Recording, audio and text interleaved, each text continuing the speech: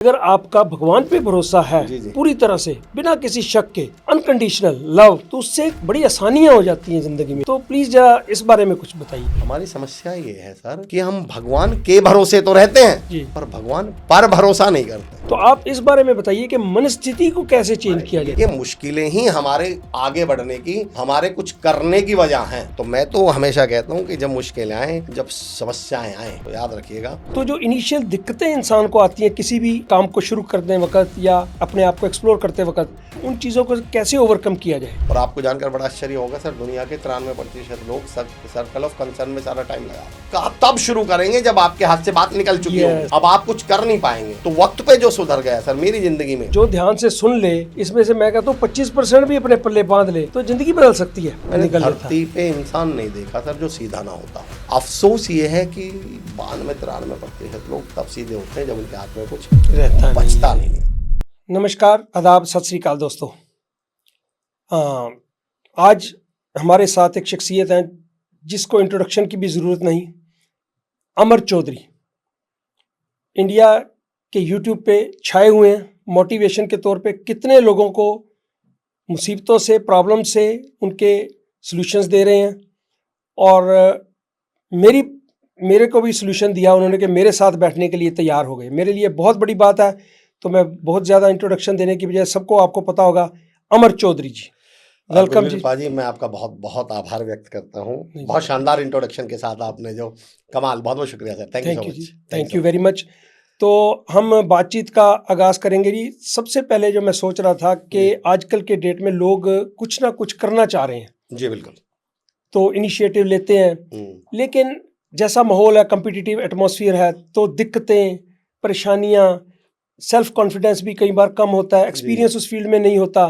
तो जो इनिशियल दिक्कतें इंसान को आती हैं किसी भी काम को शुरू करते वक्त या अपने आप को एक्सप्लोर करते वक्त, तो उन चीज़ों को सबसे पहले आप ये बताइए कि उन चीज़ों को कैसे ओवरकम किया जाए। गुरवीर सर, मैं तो एक बात कहूँगा कि अगर आपने कोई भी काम को शुरुआत की है, काम को इनिशिएट किया है और आपके काम में, किसी के भी काम में कोई दिक्कत या परेशानी आ गई, तो सबसे पहले वो मिठाई की दुकान पे जाए और एक डिब्बा मिठाई का लाए और दुनिया को मिठाई खिलाई, मिठाई बांटे। अब मैं कारण बताता हूँ क्यों सर।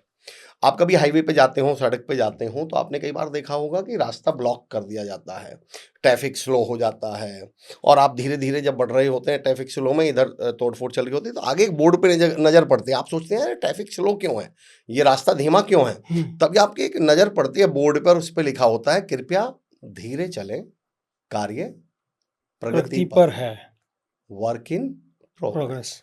तो अगर आप कहीं जा रहे हैं और रास्ते में रुकावट आ गई, बाधा आ गई, आपका कार्य धीमा हो गया, तो बधाई हो, आपका कार्य प्रगति पर है, वर्क इन प्रोग्रेस है। ये जो मुश्किलें हैं, ये समस्याएं हैं, ये सूचक हैं इस बात का कि आप कोई बड़ा ही काम कर रहे हैं।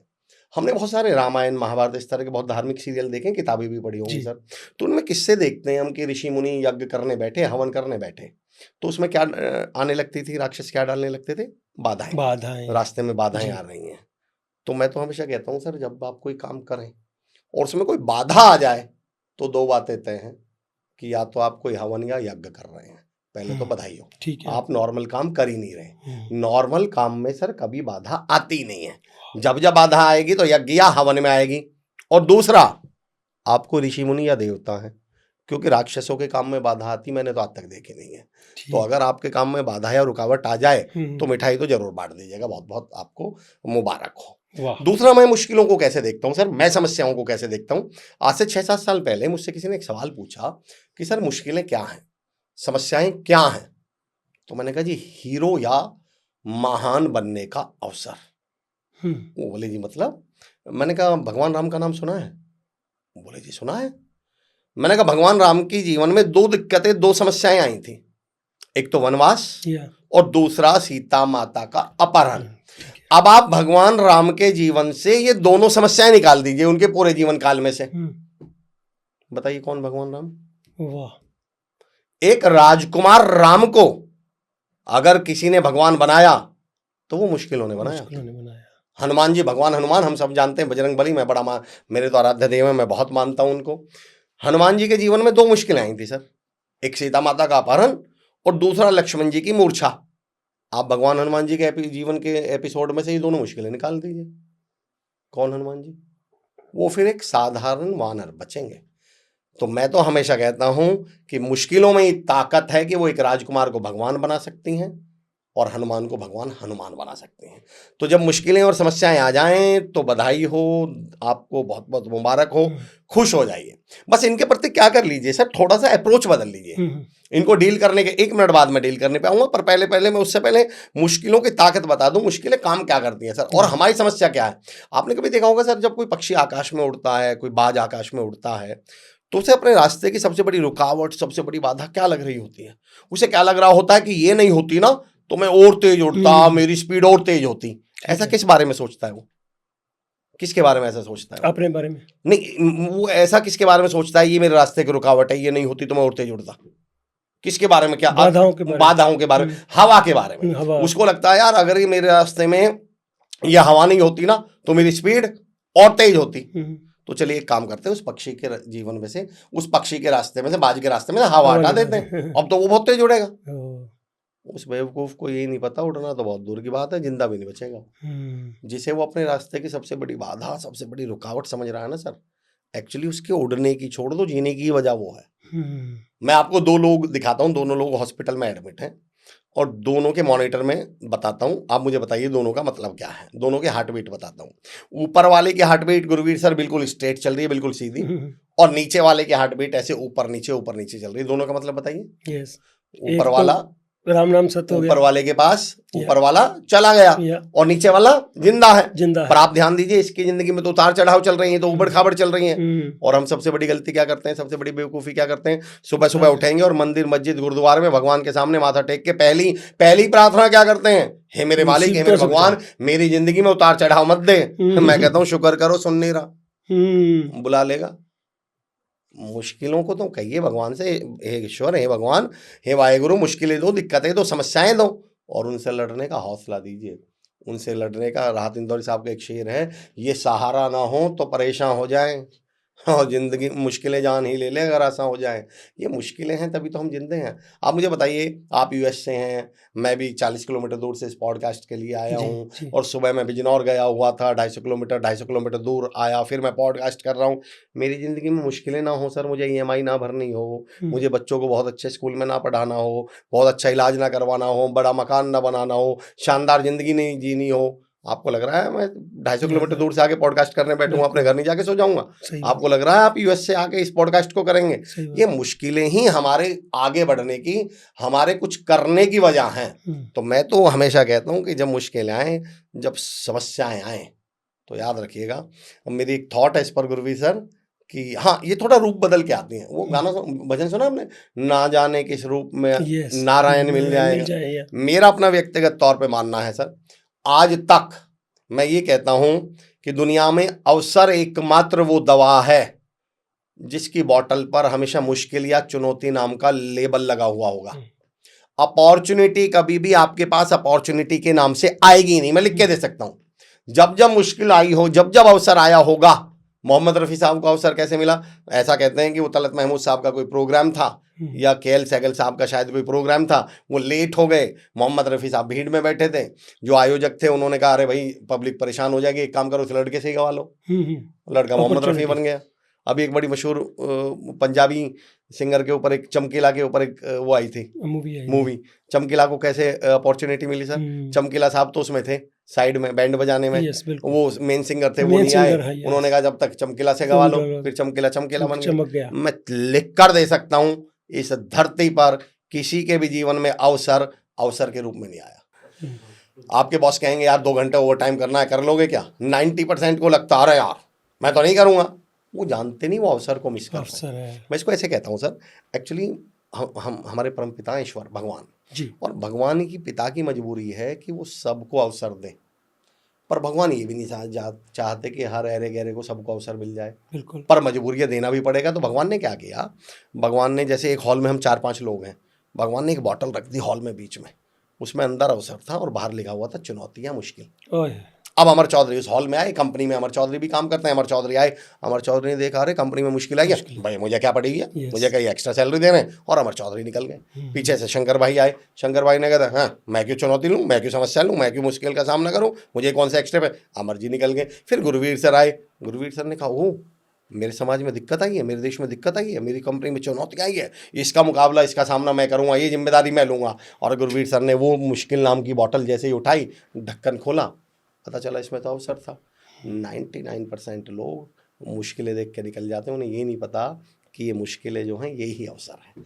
तो जिस दिन हम इन मुश्किलों को अवसरों के तौर पर, अपॉर्चुनिटी के तौर पर देखने लगेंगे, हमारा थॉट प्रोसेस ही बदल जाएगा, फिर हमें इसी में क्या आने लगेगा, मजा आने लगेगा। हाँ, इसके साथ एक तरीका जरूर आजमाइएगा। अगर आपने इतना अच्छा सवाल, अच्छा पहले तो मैं आपका आभार व्यक्त करता हूँ, आपने पॉडकास्ट की शुरुआत बड़े वैल्यूएबल सवाल से शुरू की sir, thank you Gurvir sir.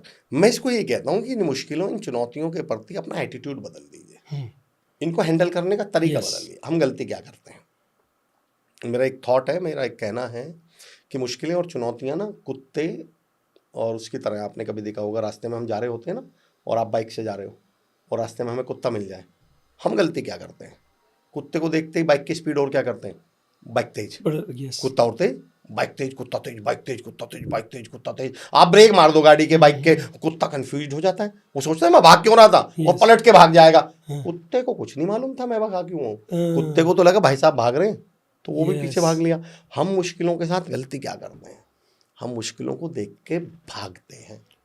आप कभी नोटिस करना 99% जो बाइक चोर या अपराधी किस्म के लोग पुलिस की चेकिंग में पकड़े जाते हैं, एक्चुअल में पुलिस को पता नहीं होता, वो उन्हें पकड़ने के लिए चेकिंग नहीं चल रही होती, वो एक नॉर्मल चेकिंग चल रही होती है। पर वो जैसे ही पुलिस को देखते हैं तो वो क्या करते हैं, भाग। अब पुलिस को लगता है भाग क्यों रहे हैं, जरूर कुछ गड़बड़ है। और वो उस बाइक के चालान से बचने के चक्कर में फिर पता चलता है फला जो डकैती पड़ी थी इन्होंने नहीं करी थी, फला जो चोरी हुई थी इन्होंने नहीं करी थी। तो मैं कहता हूँ जब जब समस्याएं आए, जब जब चुनौतियां आए, मैं कहता हूँ बजाय उनसे भागने के, एक बार ब्रेक मारो, इन मुश्किलों की, चुनौतियों की आंख में आंख डाल के देख लो। मैं चुनौती देखे देखे कहता हूँ सर ये दुम दबा के भाग जाएंगे। तो मुश्किलों को मैं सर इस नज़रिए से देखता हूँ। तो आपका बहुत अच्छे से आपने एक्सप्लेन किया कि प्रॉब्लम्स, मुसीबतें, उनको पॉजिटिवली लें, उनको लें कि ये एक अपॉर्चुनिटी है, डेफिनेटली अपॉर्चुनिटी है, तो लिख के दे सकता हूँ। लेकिन उसको परसेप्शन डिपेंड करती है। आप, एक आदमी उसको मुसीबत के तौर पे लेता है, दूसरा आदमी उसको अपॉर्चुनिटी के तौर पे लेता है। तो इसके लिए आपकी मनस्थिति जो है वो पॉजिटिव अच्छी होनी चाहिए, अपनी मनस्थिति चेंज करनी है। हाँ? तो आप इस बारे में बताइए कि मनस्थिति को कैसे चेंज किया जाए। ये तो आपने कमाल का सवाल पूछ लिया सर। एक्चुअली जो मनस्थिति, ये तो one of my favourite question है, हालांकि मैं 2-3 बार इसको जवाब दे चुका हूँ, लेकिन चलिए मैं सोचता हूँ नई ऑडियंस होगी, उन तक ये मैसेज पहुंचेगा तो पहुंचना चाहिए। दरअसल क्या होता है सर, दो चीज़ें हैं। एक तो अपने आपको कुछ ऐसे लोगों के बीच में रखना पड़ेगा। अगर आप इसका प्रोसेस पूछ रहे हैं, प्रैक्टिकल आंसर पूछ रहे हैं, तो फिर मैं इसको प्रोसेस के साथ समझाता हूँ इसका। वो तो डायलॉग बाजी हो गया कि पॉजिटिव सोचिए, ये करिए वो करिए। अगर कोई मुझसे पूछे कि सर अपनी मनस्थिति बदलने का कोई टूल भी है क्या धरती पे, कोई तरीका भी है क्या जी, तो मैं एक मैसेज देना चाहता हूँ। पहले हम मैसेज को बोलते थे गुरवीर सर SMS, याद है SMS आया? जी जी जी। तो आपको एक टूल दे रहा हूं दोस्तों मैं, और उस टूल का नाम, एक मैसेज दे रहा हूं और मैंने टूल का नाम ही क्या रखा है, SMS। S मतलब शब्द। सबसे पहले अगर आप अपनी मनस्थिति बदलना चाहते हैं, एक कंसेप्ट जो पिछले सालों से चल रहा है सर, और उस कंसेप्ट, मैं उस कंसेप्ट को गलत नहीं बोलता, मैं ये नहीं कहता वो मिसलीडिंग है या मिसगाइड कर रहा है हमें, लेकिन उस कंसेप्ट ने एक समस्या पैदा कर दी। उसने हमें मंजिल तो बता दी, रास्ता नहीं बताया, तरीका नहीं बताया। जैसे मैं एक सवाल पूछता हूं आपसे, जितने भी आपने स्पीकर सुने, लाइफ कोचेस सुने, जितने मोटिवेशनल स्पीकर, तमाम जो लोग सुने आपने, वो क्या बोलते हैं, बाहर से बदलें या अंदर से बदलें? अंदर से। गुरवीर साहब ये बात तो बिल्कुल सही है, पर इसका तरीका गलत है। मैं बताता हूं कैसे सर। मेरा ये कहना है गुरवीर सर कि changes come inside, not from inside. बदलाव अंदर आते हैं, अंदर से नहीं आते। अभी हम इस हॉल में बैठे हुए हैं, ये पॉडकास्ट कर रहे हैं जी। सर इस हॉल को और ब्यूटीफाई करना, और सुंदर बनाना, और बेहतर बनाना है, क्या करेंगे आप? अगर मैं आपसे कहूं इसको और सुंदर बना दीजिए, क्या करेंगे आप? किसी आर्किटेक्ट को बुलाऊंगा कि कोई प्रपोजल दो इसको और बेहतर बनाने के लिए। क्या क्या अच्छा प्रपोजल क्या देगा वो, कि इसमें क्या क्या करना पड़ेगा सर? रंग बदल दो। सर रंग कहाँ से आएगा? अंदर से बाहर से? बाहर से। अच्छा जी, और बताइए क्या बदलेंगे सर? दीवारों की टाइल्स बदल टाइल्स दो। कहाँ से आएंगी सर? बाहर से। फर्नीचर कहाँ से आएगा सर? बाहर से। लाइटिंग कहाँ से आएंगी सर? बाहर से। Changes come inside, not from inside. Hmm, बदलाव अंदर आते हैं, हम्म, अंदर से नहीं आते।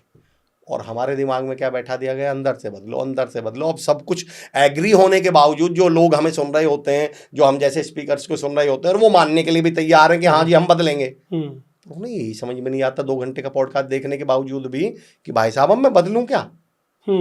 आपने तो कह दिया अपने विचार बदलो, तो यहाँ कोई बटन लगा हुआ है क्या? अगर ये विचार बदलना इतना ही आसान होता तो do you really think sir कि मतलब अपना बेशकीमती समय देकर कोई 2 घंटे का पॉडकास्ट देख रहा होता? फिर तो बटन दबा के बदल लेता ना। सही। तो मैं इसका अब मैं टूल बता रहा हूं, मैं ये नहीं कह रहा वो लाइन गलत है, उसमें प्रोसेस मिसिंग है एक्चुअली। ओके। उसमें रास्ता मिसिंग है, मंजिल तो बता दी। हाँ जी। आपने पुरानी फिल्में देखी होंगी गुरवीर सर, तो उसमें जब कोई डिप्रेशन में या मानसिक अवसाद में या नेगेटिविटी में चला जाता था और डॉक्टर के पास लेके जाते थे, तो डॉक्टर क्या सजेस्ट करता था, क्या सलाह देता था? इन्हें कहाँ ले जाओ? याद है कुछ पुरानी फिल्मों में? किसी धार्मिक स्थल पर, किसी पहाड़ों में बाहर ले जाओ, बाहर ले जाओ। डॉक्टर साहब ने ये क्यों नहीं कहा जी इन्हें कहीं अंदर ले जाओ? डॉक्टर साहब भी जानते थे कि बदलाव तो बाहर से आएंगे। Changes come inside, not from inside. आप कार से जा रहे हो, आपके दोस्त आपके साथ बैठे हुए हैं, आपके दोस्त आपसे बोलते हैं साहब कार मोड़ लो, तो आप क्या करेंगे? कार मोड़ेंगे? स्टीयरिंग। पर उन्होंने तो कार बोला है। पर आप अच्छी तरह जानते हैं हाथ में कार थोड़ी है, मोड़नी क्या है? कार। स्टीयरिंग मतलब मोड़नी कार है, पर हाथ में क्या है? स्टीयरिंग। इसलिए मैं लोगों से हमेशा कहता हूं सर, कार जो है वो थॉट्स हैं और स्टीयरिंग जो है वो शब्द हैं। आपको बदलने अपने विचार ही हैं। सबने सही कहा कि चेंज योर थॉट्स, पर उन्होंने ये नहीं बताया कि चेंज नहीं, थॉट्स बदला नहीं करते हैं, बदलते शब्द हैं। हमारे हाथ में कार है ही नहीं, हमारे हाथ में विचार है ही नहीं सर। अच्छा, अगर मैं आपसे कहूं कि सर अगले 1 घंटे अपने शब्दों पे कंट्रोल कर लीजिएगा, बोलिएगा मत, तो आप कर सकते हैं ये काम या नहीं? कोशिश कर सकते हैं।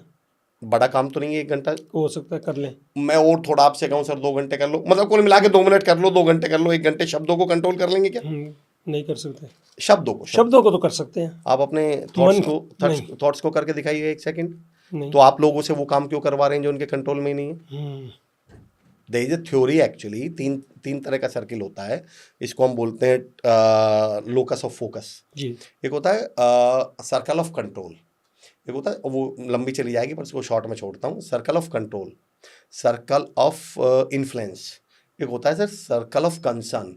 एक सर्कल वो है जो आपके कंट्रोल में है, एक सर्कल वो है जो आपके कंट्रोल में तो नहीं है, इन्फ्लुएंस में है जी। एक वो है ना आपके कंट्रोल में है ना इन्फ्लुएंस में, केवल किसमें? चिंता में है वो। और आपको जानकर बड़ा आश्चर्य होगा सर, दुनिया के 93% लोग सर्कल ऑफ कंसर्न में सारा टाइम लगा रहे हैं। कैसे? मैं वोट डालूंगा, ये मेरे कंट्रोल में है या नहीं है? ये तो मेरे कंट्रोल में।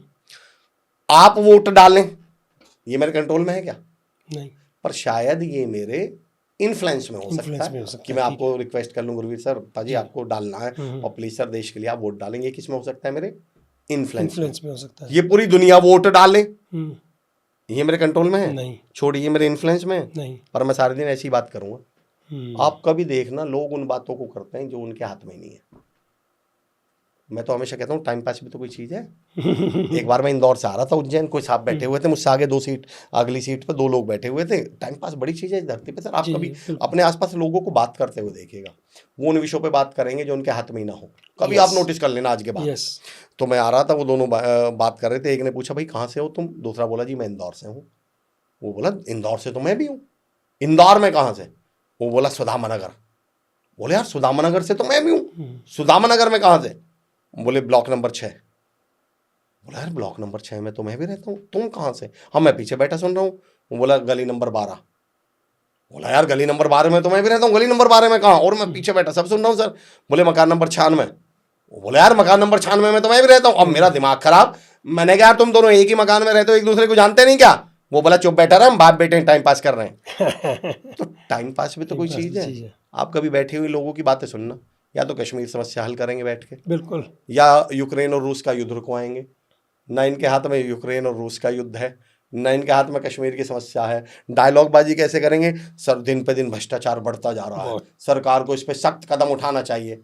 मैं कहता हूँ भाई साहब आपकी टमी भी बढ़ रही है, थोड़ा सा सख्त कदम आप अब भी मेरी उठा तरफ लेते। इशारा ना करो प्लीज।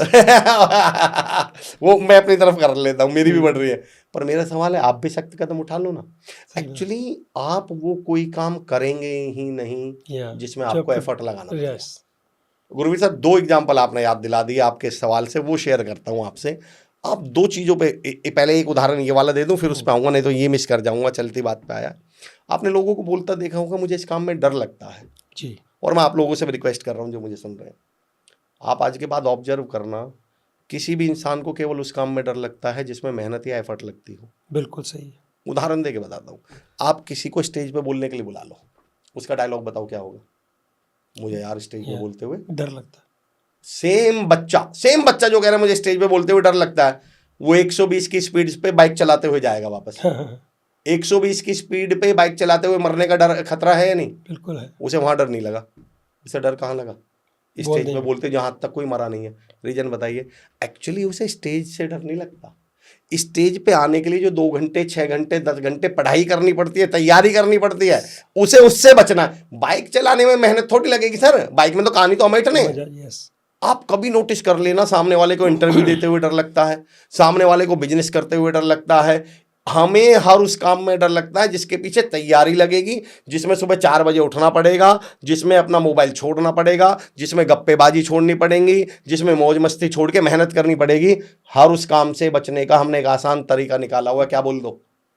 डर लगता डर है। लगता है। डर की उत्पत्ति कहाँ से हुई? वैसे तो दुनिया में भर में बहुत फिलोसफर है, मैं ये नहीं कह रहा कि मैं, मेरी बातों को आप व्यवहारिक तौर पे लीजिएगा, वैसे में मैं वो कोई बात नहीं करता जो यूट्यूब या गूगल कर ठीक दे। है। आप कभी सोचना बच्चे ने जीवन में पहली बार कब बोला होगा कि मुझे डर लगता है? रात के 6:30 या 6 बज रहे थे, बच्चा छोटा भीम देख रहा था, मम्मी ने रसोई में से बोला बेटा चीनी खत्म हो गई, जरा शक्कर ले आना।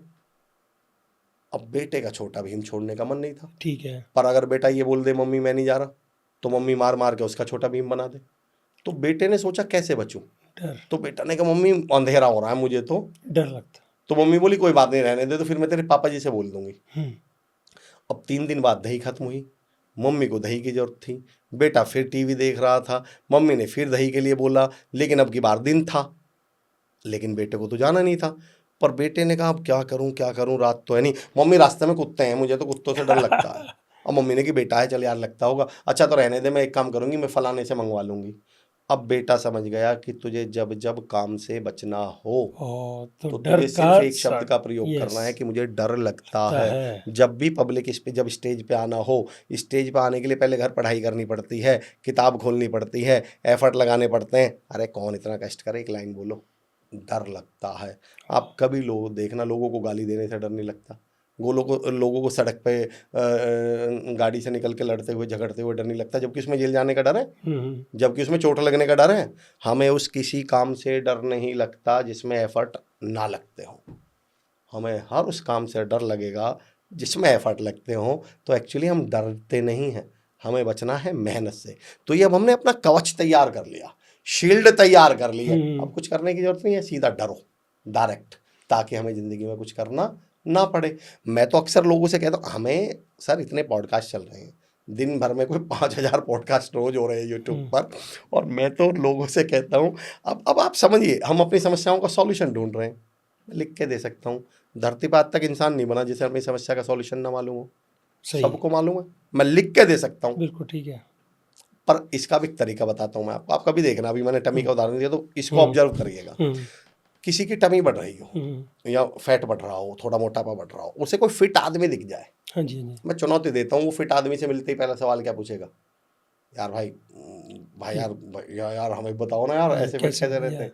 आपको क्या लग रहा है? आपको पता नहीं, वो सॉल्यूशन चाह रहा है। ना। उसे पता है कि अगर मैंने इससे आगे रह के नहीं पूछा तो ये ज्ञान देने बैठ जाएगा भी, बिल्कुल। ये मुझे टोकने लगेगा, तेरे को शर्म नहीं आती? तो इससे पहले सामने वाले को क्या दिखा दो, नहीं भैया मैं घटाना तो चाह रहा हूँ पर मुझे मालूम नहीं था, मालूम मुझे सब है।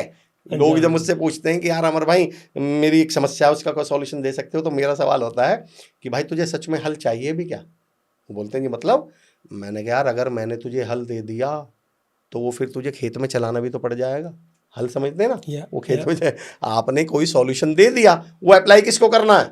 आपने तो मुझे बता दिया Right. कि यार अमर भाई मेंटली फिट रहना चाहते हो, सुबह उठ के आधा घंटा मेडिटेशन करो। अरे महाराज करना यही तो करना होता तो मैं फिर तो रोने। हम लोग ना 90% लोग इंजेक्शन ढूंढ रहे हैं, 90% लोग इन पॉडकास्ट्स में भी टैबलेट ढूंढ रहे हैं Yes. कि ये जो पॉडकास्ट में 2 लोग बैठे हुए हैं ना, ये कोई टैबलेट बता दें, ये कोई ऐसा एक बड़े बाबा मशहूर हुए थे सर, हाँ जी। याद हो आपको, निर्मल बाबा। जी। मैं किस धार्मिक भावनाओं के ऊपर नहीं बोल रहा, पर मैं एक उदाहरण दे रहा हूँ। क्यों पॉपुलर हुए वो? क्योंकि उन्होंने उपाय वो बताए जिनमें जो कुछ करना ही नहीं है, करना नहीं है। हाँ जी। जाके चटनी खानी है, बताओ इस उपाय से कोई क्यों दिक्कत है? अगर वही ये उपाय बता देते ना, सुबह उठ के 1.5 घंटा दौड़ना है, तो भाग जाते हैं बहुत सारे एक आपके भी नहीं भी। रुकता वो। हाँ। तो एक्चुअली सर हम लोगों को लेकिन अफसोस इस बात का सर कि लोगों को ये मालूम ही नहीं कि प्रॉब्लम, मैं एक उदाहरण देता हूँ सर, समस्याएं हम का सॉल्यूशन हम सबको मालूम है, पर ये भी मालूम है कि वहाँ चैलेंज है। सर मैं एक होटल में स्टे कर रहा था, रात के 9 साढ़े 9 बज रहे थे। बहुत बारीक उदाहरण है, 1-2 ही पॉडकास्ट पर देता हूँ मैं, क्योंकि मुझे ऐसा लगता है इसको समझने के लिए भी थोड़े एफर्ट लगाने पड़ेंगे, तो मुझे उम्मीद है जो हमें सुन रहे हैं वो ज़रूर लगाएंगे। मैं रात में स्टे कर रहा था होटल से, मैं बाहर निकला तो एक लड़का कुछ ढूंढ रहा था। हमें सबको सब मालूम है सर, फिर प्रॉब्लम क्या है। तो वो लड़का कुछ ढूंढ रहा था, तो मैंने उससे पूछा क्या हुआ भाई? बोले सर मेरी अंगूठी खो गई, सोने की थी। अब मुझे लगा यार इसकी तो सोने की अंगूठी, बड़ा नुकसान हो गया इसका। तो गुरवीर सर मैं भी उसकी अंगूठी वहाँ ढूंढवाने लगा। 10-5 मिनट हो गए, तो जब 10-5 मिनट में मुझे भी नहीं मिली, उसे भी नहीं मिली, तो मैंने कहा यार कुछ आइडिया है क्या, अंगूठी कहाँ गिरी थी, कोई आइडिया है क्या? वो मेरा हाथ पकड़कर, सर मुश्किल उदाहरण है, वो मेरा हाथ पकड़ के सर शंकर भाई 100 मीटर दूर ले गया। बोला सर यहाँ गिरी थी। मैंने कहा फिर भाई तू बेवकूफ है, तो फिर वहां क्यों ढूंढ रहा है? अब उसका जवाब सुनिए। बोला सर यहाँ अंधेरा है ना, अच्छा। वहाँ उजाला है ना, हम सबको मालूम है अंगूठी यहाँ गिरी है, यहीं मिलेगी, पर यहाँ ढूंढने में कष्ट है ना, यहाँ ढूंढने में अंधेरे में ढूंढनी पड़ेगी ना।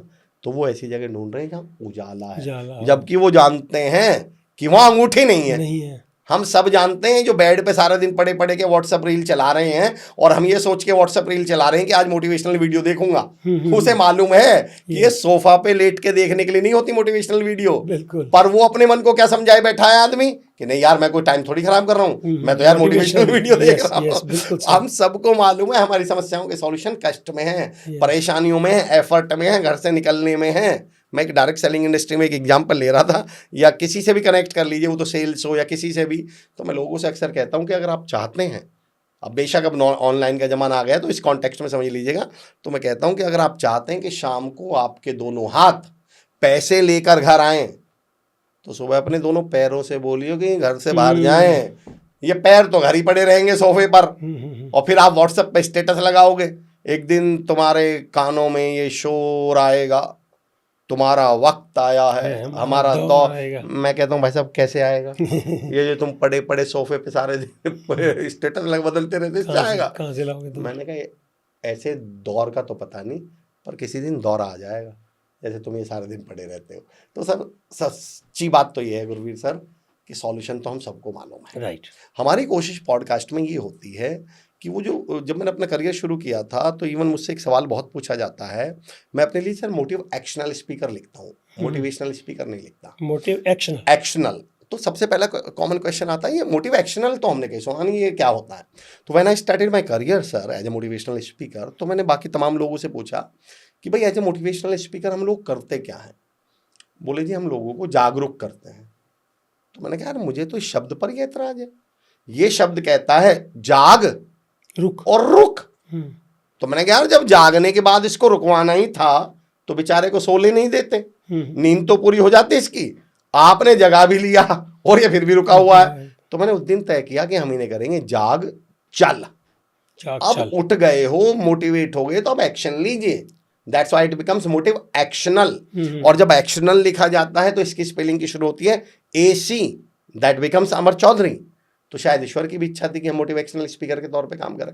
तो मुद्दा ये है सर, मैं तमाम सुनने वालों से कहता हूँ सर यकीन जानिए दोस्तों, कष्ट तो करने पड़ेंगे, मैं सॉल्यूशन एक ही है सर। एक बीच में एक टर्म आ गया गुरुवीर सर, आप इतने इंटरेस्टिंग तरीके से इस पॉडकास्ट को कर रहे हैं, बीच में एक टर्म आई थी स्मार्ट वर्क। मैं स्मार्ट वर्क को टैपिंग मानता हूँ। जब इन्होंने देखा कि हमारे लोग बड़े मेहनती हैं, भारतीय लोग खास तौर से, तो इन्होंने कहा इन्हें मेहनत करने से कैसे रोके जाएं। तो इन्होंने एक स्मार्ट वर्क नाम का लॉलीपॉप पकड़ा दिया। क्या होता है smart work? Work from home. नहीं, वर्क फ्रॉम होम तो नहीं कहूंगा मैं, स्मार्ट वर्क को बोलते थे, काम को स्मार्टली स्मार्टली करिए। कर। और हार्ड वर्क को इन्होंने डिमोटिवेट करने के लिए, डिमोरलाइज करने के लिए, नीचा दिखाने के लिए एक उदाहरण दिया जाता है। कॉमनली एक आंसर सुना होगा आपने कि अगर हार्ड वर्क से कामयाबी मिलती तो गधा क्या होता? यस, गधा भी क्या होता? बिल्कुल अमीर कामयाब होता। तो मैं ऐसे लोगों से सवाल पूछता हूँ, भाई गधे से तुम्हारी एक्सपेक्टेशंस क्या है? तुम क्या सोच रहे हो, गधा मेहनत करके कलेक्टर बन जाएगा, या गधा मेहनत करके मतलब मोटिवेशनल स्पीकर बन जाए? गधे का काम क्या है सर? बोझा ढोना। बोझा ढोना। तो बोझा ढोने में गधे से ज्यादा कामयाब कौन है बताइएगा? बिल्कुल। तो किसने कह दिया कि गधा कामयाब नहीं होता? गधा अपने काम में तो कामयाब है। कल को आप ये उदाहरण देने लगो कि कम्युनिकेशन स्किल से कुछ होता तो कुत्ते भी बोलते, ये कौन सा उदाहरण है भाई? कुत्ते क्यों बोलेंगे? तो ये कौन सा उदाहरण है कि गधा भी गधा तो कामयाब है, मैं तो ये कह रहा हूं। कौन कह रहा है गधा कामयाब नहीं होता? तो हार्ड वर्क अपनी जगह रहेगा, स्मार्ट वर्क जो है उसका एक्सटेंशन हो सकता है, उसका रिप्लेसमेंट नहीं हो सकता। एक हम लोगों की सबसे बड़ी बीमारी क्या है, हम दो खूबसूरत चीजों को एक दूसरे से रिप्लेस कर देते हैं। मेरी इस पे एक थ्योरी है गुरवीर सर, मैं कहता हूं मेरे दोस्तों, चीजों को रिप्लेस नहीं, रीप्लस करिए। जब कोई नई चीज आ जाए, जैसे बोले, अब क्वेश्चन देखिएगा कैसे पूछे जाते हैं, सर मोटिवेशन ज्यादा जरूरी है या मेहनत? मैं कहता हूं यार ये कौन सा लॉजिक है? मनुष्य के शरीर में ईश्वर की सबसे जो बड़ी संरचना, सबसे बड़ी जो रचना है वो मनुष्य है। yes. तो मनुष्य इतना कम जर्फ है कि या तो मेहनत कर पाएगा या मोटिवेट हो रह पाएगा बस। हमें बड़ी चालाकी, दिस इज कॉल्ड ट्रैपिंग, इसे मैं बोलता हूँ ट्रैपिंग। एक्चुअली बड़ी चालाकी से दो चीजें जो हमारी जिंदगी को बेहतर बना सकती थी, बड़ी चालाकी से उन दोनों को एक दूसरे के खिलाफ खड़ा कर दिया गया। आपने ऐसे क्वेश्चन सुने होंगे, क्या चाहिए जिंदगी में? खुशी। हालांकि मैं इसको रिपीट कर चुका हूँ बहुत ज़्यादा, 2-3 बार, लेकिन फिर भी रिपीट करता हूँ, पॉइंट चला कि what do you want, happiness और मनी? हैप्पीनेस। ऐसे सुने होंगे आपने, और आंसर क्या आता है? हैप्पीनेस। यस। मैं कहता हूँ सर ये इनकी चालाकी है, ट्रैपिंग है। इन्होंने इतनी चालाकी के साथ हमारे दिमाग में एक फितूर बैठा दिया कि जहाँ पैसा मिलेगा वहाँ कहाँ क्या नहीं मिलेगी? खुशी। और जहाँ खुशी मिलेगी तो अब क्या नहीं मिलेगा? किसने कहा था ये रूल ये कहाँ से आई ये थ्योरी? दोनों हो सकते हैं। मैं कॉलेज में, जब मैं कॉलेज में था सर, तो मेरे एक दोस्त ने एक सवाल पूछ लिया कि अमर मेरा एक सवाल है उसका आंसर दो। हमने ऐसे सवाल सुने ना, एक knowledge, what is more important, knowledge और एक्सपीरियंस। yes. ऐसे सुने होंगे आपने। इस पे आऊंगा पलट के सर, पलट के आऊंगा, पर उससे पहले वो सवाल कर दूं जो मुझसे पूछा गया कि अमर भाई, एक तरफ 1 लाख रुपए हैं, 1 करोड़ रुपए हैं, और एक तरफ आपके माता पिता हैं, आप किसे चुनेंगे? मैंने कहा इस सवाल का जवाब तो मैं 1 सेकंड में दे दूंगा, पर उससे पहले मेरा एक सवाल है। बोले क्या? मैंने कहा वो माँ बाप ढूंढ के ला जो कहते हैं या तो 1 करोड़ ले या हमें चुन। yes. मैंने कहा मेरे माँ बाप तो कहेंगे कि हमारे 1 करोड़ का सूटकेस उठा और हमारे साथ रहे, हमें साथ रख।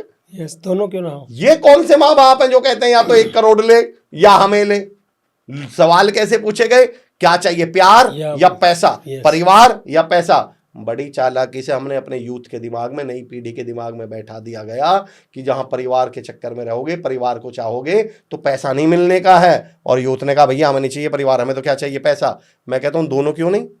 और हमने कभी सोचा ही नहीं इन बातों पे। सवाल सुनिए, इंटरव्यू तक में क्वेश्चन पूछा जाता है, what is more important, knowledge और एक्सपीरियंस। मेरा एक सवाल है जो गुरुवीर सर, इस पे मुझे वो एक्सपीरियंस्ड बंदा ढूंढ के लाओ जिसमें नॉलेज ना हो। कैसे ये संभव है? आप ये पता कैसी बात कर रहे हो कि यार नहाओगे पर गीले नहीं होगे। वाह बहुत बढ़िया साहब। अगर किसी में एक्सपीरियंस है तो नॉलेज तो बाय डिफॉल्ट है, और नॉलेज बाय डिफॉल्ट है तो कंपैरिजन कहां से हो गया? सही। तो मैं कहता हूं दो, इसलिए मैंने एक थ्योरी दी सर, इंग्लिश वाला और हटाइए, और हटाओ और लगाओ, पैसा और एंड, पैसा एंड परिवार, नॉलेज और मतलब एंड एक्सपीरियंस। हमारे घर एक चाचा जी आ गए, ये सबक कहाँ से मिला मुझे, मेरे घर एक चाचा जी आ गए, कई साल पुरानी बात है। मैंने कहा चाचा जी क्या लाऊं, खीर या हलवा? वो बोले क्यों बेटा, घर में कटोरी एक ही है। दोनों लिया यार। तो मनुष्य इतना कमजोर है कि या तो वो परिवार को ध्यान रख पाएगा, ये कैसा मनुष्य?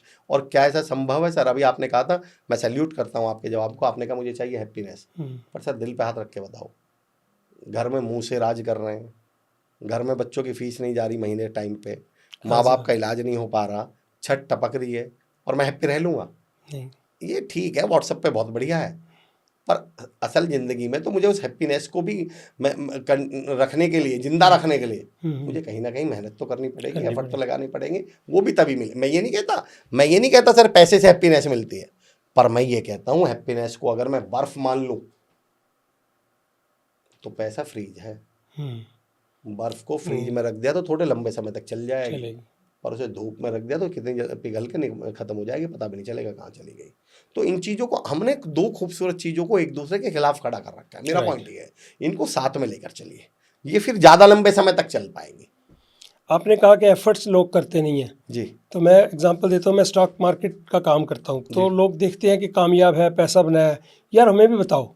तो मैं कहता हूँ ठीक है, मैं बताऊँगा सब कुछ, टाइम लगाऊंगा आपके ऊपर, आप इतना करो, अगली बार जब मिले ना 15 दिन बाद, ये यूट्यूब के वीडियोस तो बता रहा हूँ मैं ऑप्शंस के ऊपर, इनकी स्टडी कर लो, उसके बाद मुझे आपको समझाने में इजी हो जाएगा। 15 दिन के बाद मिलते हैं, यार बता दे, मैंने कहा देखी थी वीडियो यूट्यूब पे, यार टाइम नहीं मिला। टाइम नहीं मैं कहा मिला। तो मेरे पास फालतू टाइम है। अच्छा, लोगों को आपसे जो चाहिए ना, वो टिप्स चाहिए, राइट, टिप मतलब बस, टिप नाम दे दो, बताओ जी शेयर का। और टिप दे दो, हाँ, और टिप दे मैंने दो। अभी पॉडकास्ट शेयरों के ऊपर स्टॉक पे एक कजन है, मैसेज आया, हमें भी कोई टिप दे दो। अब मैं क्या जवाब दूं भाई इसका। और फिर यही लोग, पता है रोना किस बात कर रहे हैं सर, आपने कमाल का टॉपिक उठा दिया गुरवीर सर। मैं एक टॉपिक पे आऊंगा, टॉपिक द प्रोसेस, इसको मैंने नाम दिया द प्रोसेस। उससे पहले आपने कहा टाइम नहीं है, यस, उस पॉइंट पे ले लूं कि मेरे पास टाइम नहीं, और 90% लोगों के पास अच्छे काम के लिए, ढंग के काम के लिए टाइम होता ही नहीं। हाँ, इन पे बाकी सारे कामों के लिए टाइम है। जो आपसे कह रहा है मेरे पास टाइम नहीं है, मोबाइल पे एक ऑप्शन आता है सर, क्या बोलते हैं इसको, सोशल मीडिया हेल्थ ऐसे कुछ करके कंसेप्ट है, यानी आपने आज कितने दिन मोबाइल चलाया, या जो आपसे कह रहा हूँ मेरे पास टाइम नहीं है, मैं लिख के दे रहा हूँ 8.5 घंटे उसने आज मोबाइल चलाया बिल्कुल चलाया। और उसमें रील देखी है, सही। कच्चा बादाम बाबा कच्चा बादाम, उसने सारे दिन कच्चा बादाम देखा, और उसने टुनक टुनक टुनना, उसे बहुत चिंता है, अनुमा देख रखे। खैर मैं टाइम पे आ रहा हूँ। जब मेरा कोई दोस्त मुझसे बोलता है ना कि यार अमर भाई मैं क्या करूँ, मेरे पास टाइम नहीं है, तो गुरवीर सर मैं तो ना गले लग के धाड़ मार मार के रोने लगता हूँ पहले तो। अच्छा, वो बोलता है क्या हुआ, मैंने कहा तू ही तो कह रहा था कि तेरे पास टाइम नहीं है, मुझे लगा निकलने वाला। अरे बोले यार मैं ऐसे थोड़ी कह रहा था, तुम फालतू बात। मैंने कहा तो मुझे क्या पता, मुझे लगा ऐसे ही कह रहा है तू। और मैं तो लोगों से कहता हूँ कि दोस्तों ये तो आप बड़ी शेखी में बड़े खुश होके, बड़े राजी होके बोल रहे हो मेरे पास टाइम नहीं है, इससे पहले कि डॉक्टर या बाकी कोई बोल दे कि तुम्हारे पास टाइम नहीं है, कुछ कर लो जिंदगी में। सही। और ये अचीवमेंट नहीं, अच्छा हमने इसको भी अचीवमेंट मान रखा, हम टाइम नहीं होने को ऐसे बोलते हैं जैसे हमने पता नहीं कितना बड़ा क्या। सर देखो मेरी बात को अगर आप लोग सही कॉन्टेक्स्ट में समझें, सोशल मीडिया की समस्या ये है कि कहा कुछ सुना कुछ, सही कॉन्टेक्स्ट में समझे तो इस पर एक उदाहरण देता हूँ सर। जब कोई मुझसे पूछता है ना कि मेरे से बोलता है कि मेरे पास टाइम नहीं है, तो गुरवीर पाजी मैं पता उससे क्या बोलता हूँ, मैंने कल अपनी पासबुक लेके आना। बोलता है पासबुक, इसमें पासबुक का क्या रोल है। मैंने कहा यार तू कह रहा है तेरे पास टाइम नहीं है, तो मैं ये देखना चाहता हूँ तो कुछ तो ऐसा कर रहा होगा कि तेरे अकाउंट में पैसे भरे पड़े होंगे।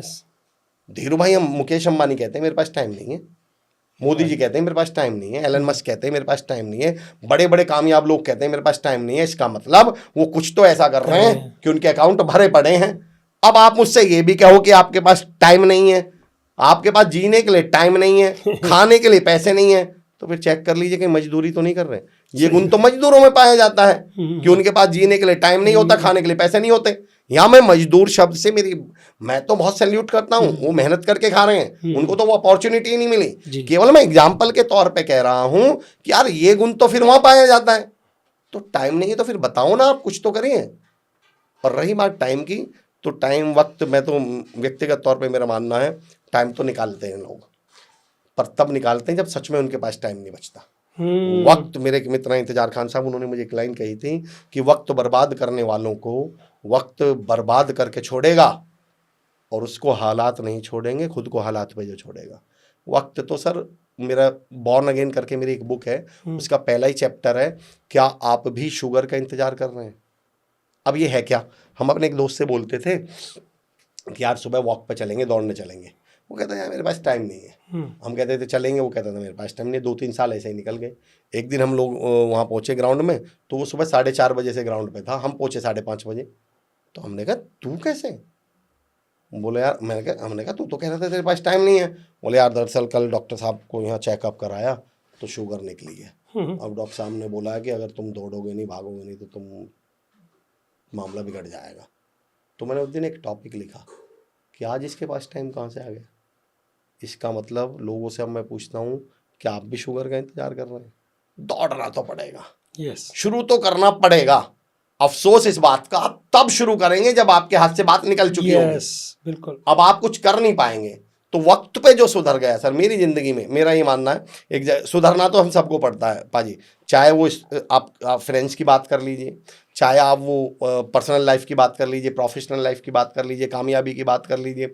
एक जंगल में एक सांप रहा करता था, सुधरना हम सबको पड़ता है। आपने देखे 9वीं 10वीं 11वीं 12वीं में कुछ बच्चे, वो टीचर बोलते हैं पढ़ ले, बच्चा कहता है मैं तो ऐसे रहूँगा, पढ़ ले मैं तो ऐसे ही रहूँगा, मैं तो ऐसे ही रहूँगा। फिर बाद में मोमोज के ठेले लगा रहे होते हैं। सुधरना तो हम सबको पड़ता है सर। सही बात है। वक्त सारा खेल है टाइमिंग का। वो एक सांप था जंगल में, तो आपने देखा होगा सांप टेढ़ा चलता है। तो कुत्ते बिल्ली बंदर शेर सब ने कहा भाई सीधा चला कर, टेढ़ा चलने में तो बहुत टाइम लगता है। बोले नहीं मेरी तो आदत है, मैं तो ऐसा ही रहूँगा। अरे बोले तो आदत तो खराब है, इसको तो सुधार। बोले नहीं मेरी तो आदत है, मैं तो ऐसे रहूँगा। सबने कहा अरे सुधार, ये तो खराब आदत है। कुत्ते बिल्ली बंदर सबने समझाया। बोले नहीं मेरी तो ऐसी आदत है। खैर एक बार जंगल में आग लग गई। जब जंगल में आग लगी तो सारे जानवर तो सीधे भागे। तो सीधे भागेंगे तो वो तो जल्दी निकल गए। सांप भाई साहब लहर के चल रहे थे, वहीं जल के मर गए। 4-5 दिन बाद जंगल की आग ठंडी हुई, सारे जानवर वापस आए। तो हमने कहावत सुनी है ना, जलने के बाद चीजें सीधी हो जाती हैं। तो अचानक कुत्ते की निगाह, बंदर की निगाह, जो बंदर उसे समझाता था, कुत्ता और बंदर जो उसे समझाता था, अचानक उस बंदर की निगाह उस सांप की राख पर पड़ी जो बिल्कुल सीधी पड़ी थी। बंदर एकदम हंस के बोला अब सीधा होने का क्या फायदा? सीधा होता तो मैंने धरती पे इंसान नहीं देखा सर जो सीधा ना होता हो। अफसोस ये है कि 92-93% लोग तब सीधे होते हैं जब उनके हाथ में कुछ बचता नहीं है। तो हमारे पॉडकास्ट, हमारा आप जैसे लोगों का सिर्फ फर्ज इतना है, हम सिर्फ इस कोशिश में लगे हुए हैं कि भाई जो बाद में सुधरना है वो थोड़ा टाइमली सुधर जाइए, क्योंकि सारा खेल ही किसका है? टाइमिंग का है। हमने पुरानी फिल्मों में एक सीन देखते थे, किसी को गोली लग गई, उनको हॉस्पिटल लेकर दौड़े और अचानक डॉक्टर साहब अंदर से ऑपरेशन थिएटर से बाहर निकल के एक डायलॉग बोलते थे, सॉरी हम इन्हें बचा नहीं पाए। अगर आप इन्हें वक्त पर ले आते, थोड़ी देर पहले वक्त पर ले आते तो हम इन्हें बचा लेते। तो मैं इस सीन को दिखा के अपने लोगों से एक सवाल पूछता हूं सर, कि बताइए इस इंसान को किसने मारा?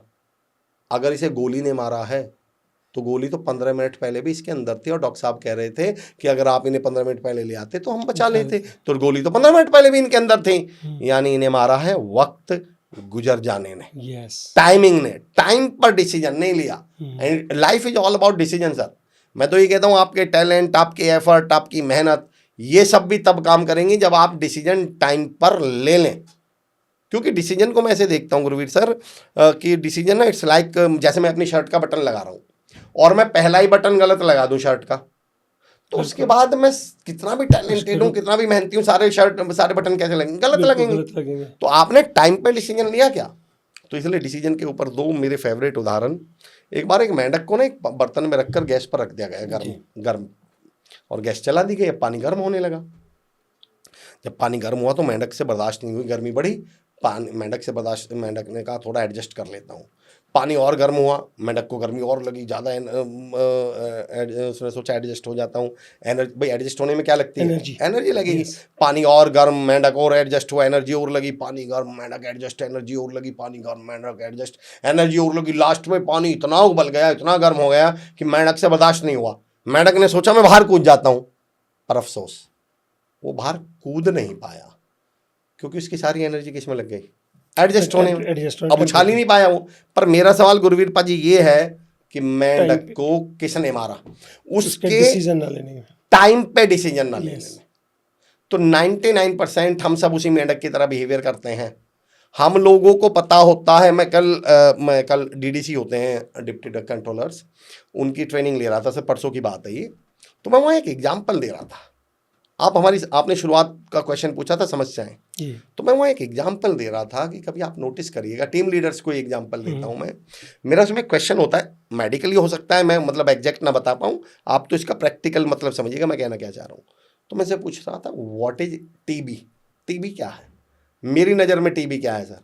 मैं कहता हूँ इग्नोर्ड खांसी। टीबी क्या होती है? कभी ऐसा सुना है कि डे 1 पे सीधा टीबी हो गई जी? नहीं। हमें क्या टीवी पे ऐड आता था, याद है वो, कि 2 हफ्ते से अधिक खांसी क्या हो सकती है? टीबी। यानी 2 हफ्ते से पहले ठीक कर लेते तो वो क्या थी? केवल खांसी थी और वो 50 रुपए की उससे ठीक हो जाने वाली थी सायरप से। मैं कहता हूं कैंसर क्या है? आज तक कभी किसी को सुना है कि डे 1 पे कैंसर सीधा सीधा ही कैंसर हुआ है? Ignored, Yes. जो वो गांठ बनती है, या जो इग्नोर्ड एक्ने कह लो, इग्नोर्ड जो मैं मेडिकल टर्म यूज नहीं कर पा रहा हूं, लेकिन है क्या वो? फुंसी हुई, फोड़ा Yes. हुआ, जब हम उसको लगातार क्या करते रहे? इग्नोर करते रहे। What is heart attack? Ignored blood cholesterol, pressure. Blood pressure, यही तो हार्ट अटैक में बदलते हैं सर। तो मैं कहता हूं कोई भी चीज क्या है? इग्नोर्ड, जब आपने उसको इनिशियल स्टेज पर क्या करते रहे? इग्नोर करते रहे। जहां आप 2 रुपए से उस समस्या का इलाज कर सकते थे, अब वो 2 लाख से भी नहीं होने वाला, और जान का खतरा अलग। पर शुरुआत कहां से हुई थी उसकी? 2 रुपए की समस्या से। पर हम जब तक समस्याओं के मामले में, हमारी एक खूबी है सर, समस्याओं के मामले में once upon in time in Mumbai के हम वो हैं अजय देवगन। देखिए आपने कौन सी वाली? Once upon a time in Mumbai? शायद आपने नहीं देखी हो। आप लोगों ने देखी हो तो ऑडियंस ने मुझे बताइएगा, मैम आपने देखी हो तो। उसमें एक सीन आता है सर कि अजय देवगन को जाना है कंगना रनौत से मिलने। अब वो गिफ्ट कुछ ले नहीं पाता, तो रास्ते में वो रुकता है, तो वहाँ जाम फल बोलते हैं, जाम फल मतलब अमरूद जी। तो अमरूद वाले के पास रुकता है, पूछता है भैया ये अमरूद कितने का है? पुरानी बात है, वो बोलता है 10 पैसे का। पर उसे तो बड़ा रईस आदमी होता है, अमीर आदमी, तो वो 10 पैसे का गिफ्ट तो लेके नहीं जा सकता। बोलता है यार तू ये सोच कि ये अमरूद तेरी ठेली पे सारे अमरूद खत्म हो गए, यही बच रहा है, अब कितने का है? अच्छा। तो बोलता है, फिर उसे लगता अच्छा, बोलता 50 पैसे का। बोले यार अभी भी मजा नहीं आया। बोले तू ये सोच कि इस पूरे शहर में यही अमरूद है तेरे पास बस एक, अब कितने का? वो बोलता है 50 रुपए का। नहीं नहीं नहीं।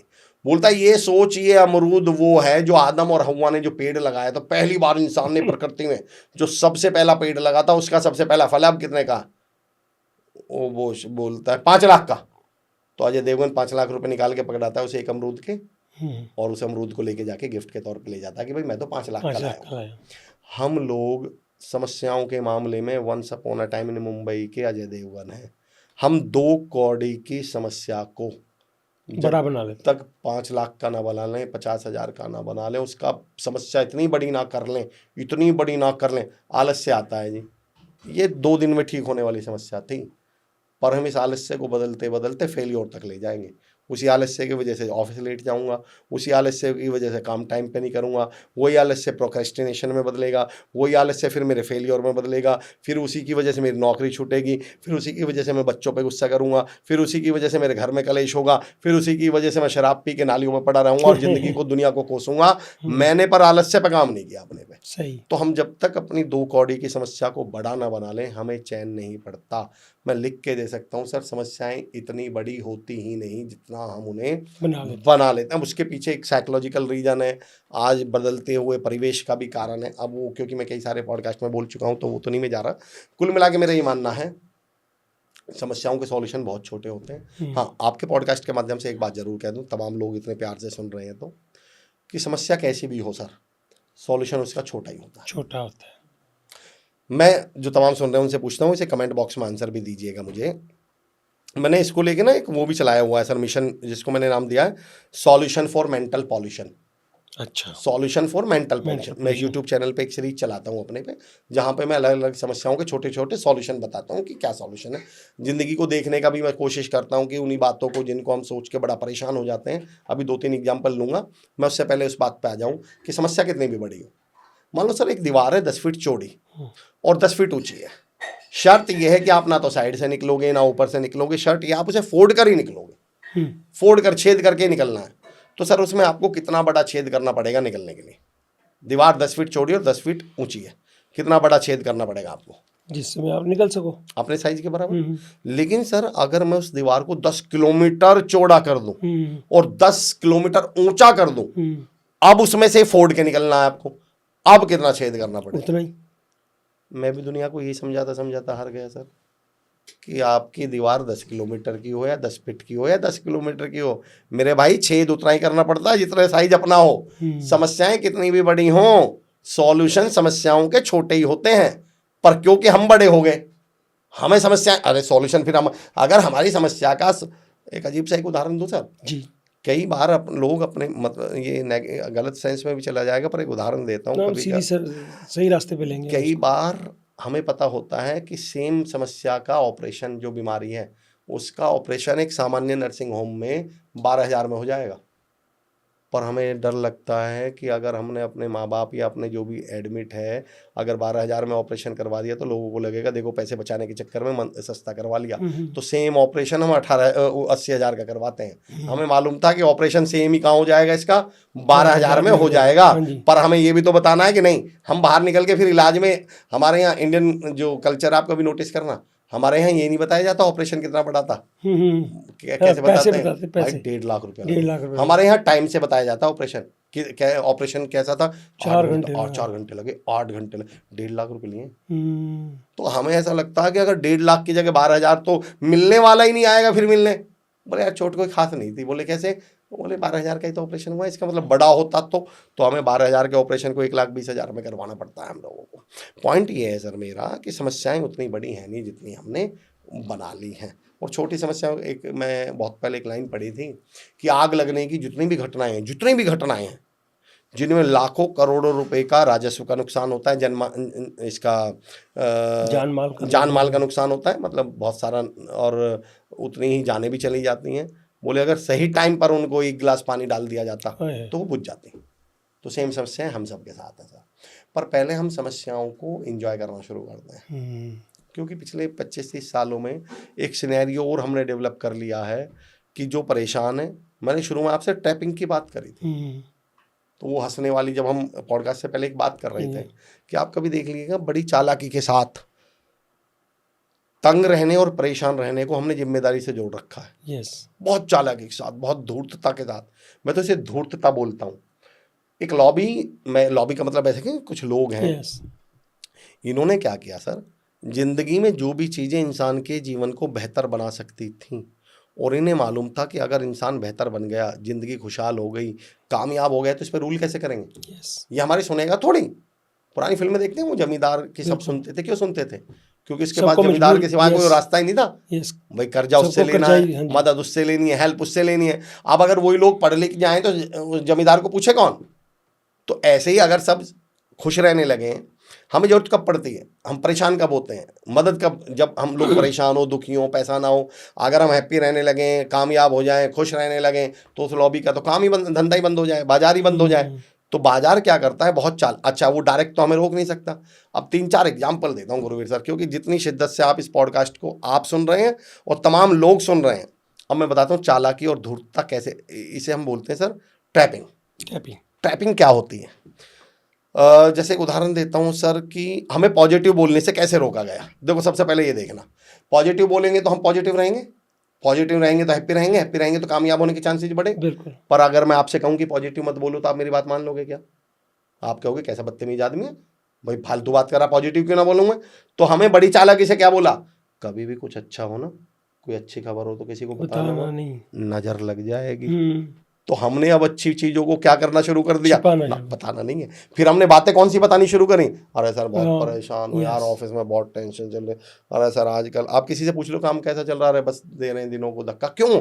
उसे लगता है अगर मैंने बोल दिया शानदार, बढ़िया, मजेदार, तो नजर लग जाएगी। और वो ये जानते ही नहीं कि जब तुम जुबान से, लॉ ऑफ अट्रैक्शन एक टर्म है सर, जिस चीज को आप बोल रहे हो बार बार, एक्चुअली मैं तो शब्दों पे बहुत काम किया है, और मैं कहता हूं हर शब्द को आप बार बार रिपीटेशन से क्या करते हैं, अभिमंत्रित कर रहे होते हैं। आपने जितने भी मंत्र सुने, एक साधारण सा मंत्र है ओम नमः शिवाय, मान लूं अगर कोई आपको सजेस्ट करे कि आपको ओम नमः शिवाय बोलना है, तो वो कितनी बार के लिए कहेगा कि एक बार बोलना है?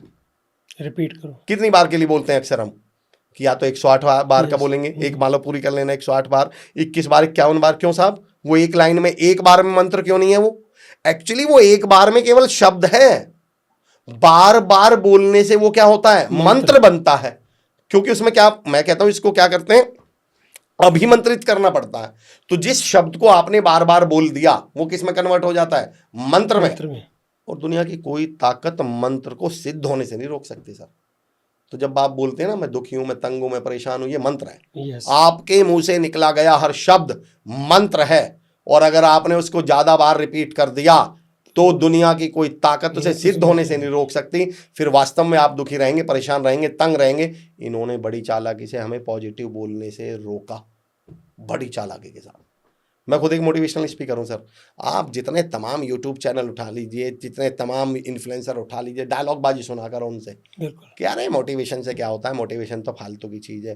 क्योंकि वो अच्छी तरह जानते हैं कि ये सच में लोग मोटिवेट हो गए ना तो ये धूम मचा देंगे। अब डायरेक्ट कैसे मना करें कि मोटिवेशन कुछ है, मोटिवेट मत होना। तो उन्होंने दिमाग में क्या डाल दिया, अरे मोटिवेशन तो थोड़ी देर रहता है, मोटिवेशन से तो कुछ नहीं होता।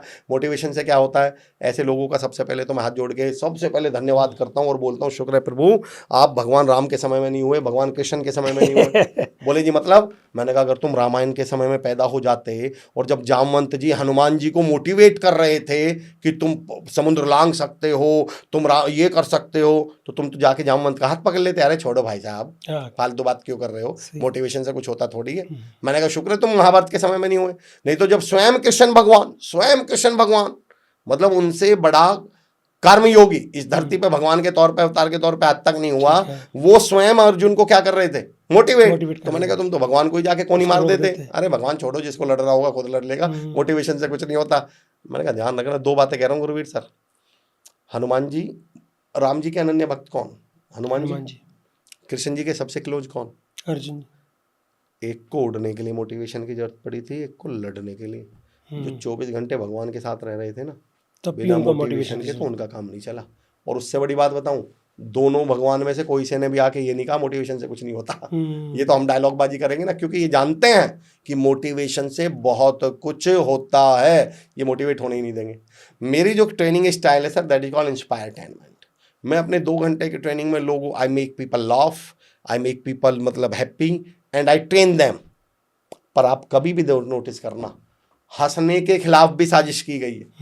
ये जानते थे अगर हम खुश रहे, हंसते हुए दिखे तो हम तो बड़े पॉजिटिव हो जाएंगे, खुश रहेंगे तो भाई हमारे जो केमिकल्स जो हमारे बॉडी में बनते हैं, ब्रेन में बनते हैं, वो पॉजिटिव वाले बनेंगे। हमारा काम पे फोकस बढ़ेगा, कामयाब हो जाएंगे। कामयाब हो जाए तो इनकी जरूरत खत्म हो जाएगी। तो इन्होंने कहा हैप्पी रहने से कैसे रोकें? तो आपने लोगों के डायलॉग 30-35 साल में इमेज क्या बनाई गई है?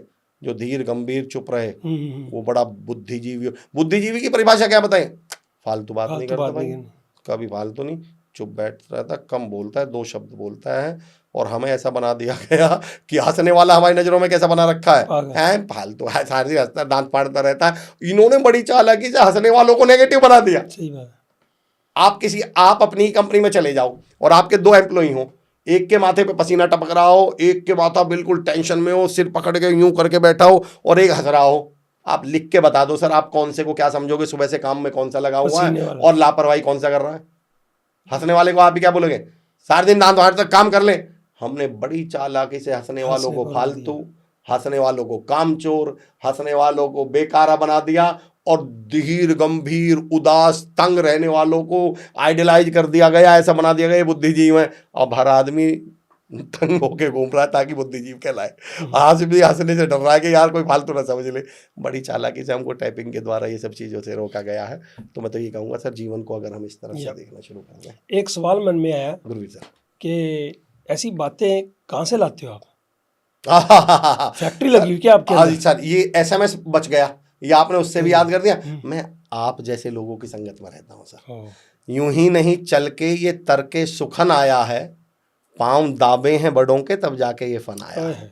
तो सर जब आप अब मैं आता हूँ, उसको कंप्लीट कर दूं। चलिए, शुरुआत में मैंने कहा था ना ऐसा मतलब शब्द, तो मैं लोगों से अक्सर बोलता हूँ, एक तो अपने शब्द पॉजिटिव कर लो, आप कुछ मत करो सर, धरती पे कुछ मत करिए। मैं चुनौती के साथ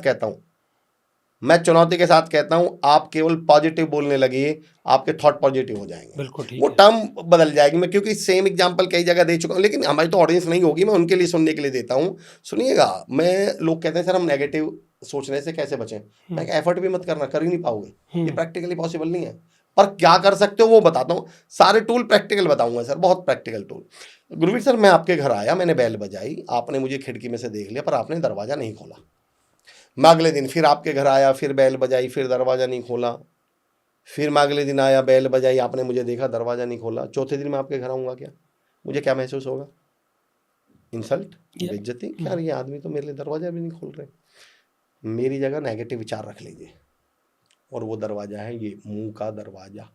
नेगेटिव थॉट मन में आएगा, ये मत रोक पाओ, ये आप रोक ही नहीं सकते, इसे रोको भी मत, थॉट्स नहीं रुक सकते, और इसके लिए दरवाजा जुबान मत तो खोलो। रोक सकते। इसके इसे बोलो मत पूरे दिन, अगले दिन फिर नेगेटिव थॉट आएगा, फिर अगले दिन इसके लिए दरवाजा मत खोलो, फिर अगले दिन नेगेटिव थॉट आएगा, फिर इसके लिए दरवाजा मत, चौथे दिन नेगेटिव थॉट आएगा, यार मैं तो हमारी इज्जत ही नहीं करता यार, है हम इसके घर रोज जाते हैं तो दरवाजा ही नहीं खोलता, पांचवें दिन से नेगेटिव थॉट कहेगा इसके पास नहीं जा रहा यार, मैं इज्जत तो करता ही नहीं है आदमी। एक छोटा सवाल यहाँ पे और है, सर तो चौथे दिन उसे क्यों महसूस हुआ कि बेइज्जती हो रही है मेरी, पहले दिन क्यों नहीं उसे हो जाएगा सर, देखो सर मजाक वाला- मजाक नहीं था। नहीं मजाक नहीं है सर, अच्छा। कोई मजाक नहीं है, क्योंकि पिछले कई सालों से आप लगातार उसके लिए दरवाजा खोल रहे हैं। ठीक है। पहले दिन उसे ये नहीं महसूस हुआ कि इसने बेइज्जती की है, पहले दिन उसे लगा कि शायद मैं देखा नहीं हूं इसने, अच्छा। पहले दिन इसे लगा कि शायद ये बिजी होगा इसलिए। क्यों भाई एक बात तो बताइए, मैं आपके घर रोज आता हूं और रोज आप मुझे खाना खिलाते हैं, डेली खाना खिलाते हैं, और एक दिन ना खिलाएं तो उसे मैं अपनी बेइज्जती मान लूंगा क्या?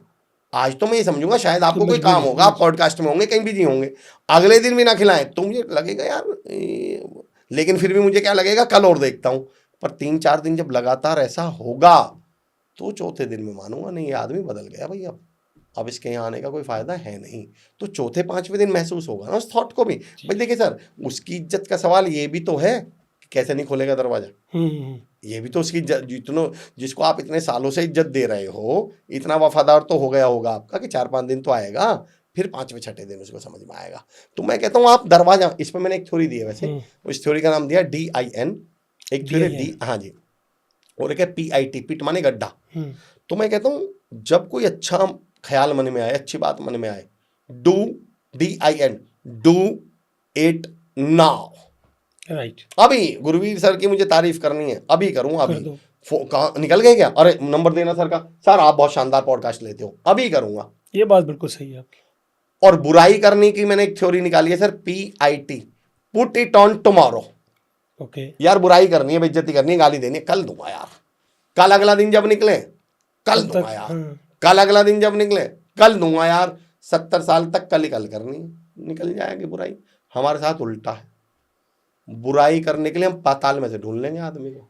अरे बोले वो गुरवीर सर कहाँ हैं? बोले वो तो निकल गए। कहाँ गए हैं? बोले नोएडा गए हैं। एड्रेस है मैं वहाँ पहुँच जाऊँगा। और आखिर यहाँ से भी निकल गए यार, नंबर दो मुझे, फ़ोन नहीं उठ रहा यार। US निकल गए, एयरपोर्ट कितने बजे की फ़्लाइट है? 3 बजे की, 2:30 बजे। बुराई करने के लिए तो मैं फ्लाइट से वहाँ तक पहुँच जाऊँगा, एयरपोर्ट तक, और तारीफ करने के नाम पर कल कर ठीक था।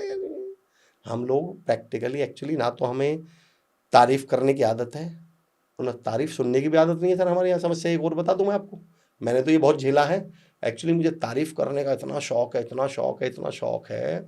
और लोगों की एक समस्या बताता हूँ क्या है।